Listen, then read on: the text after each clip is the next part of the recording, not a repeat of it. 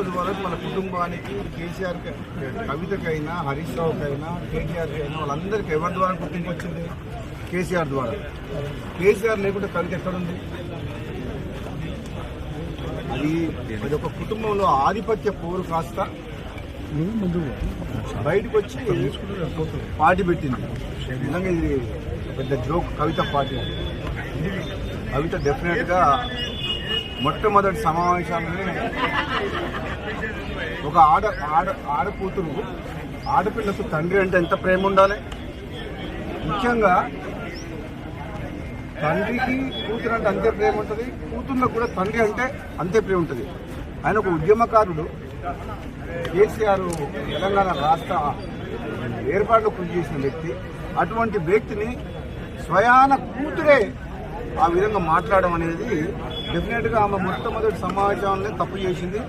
దాంతోనే తెలంగాణ ప్రజలందరూ కూడా ఆలోచించుకుంటారు ఏమని.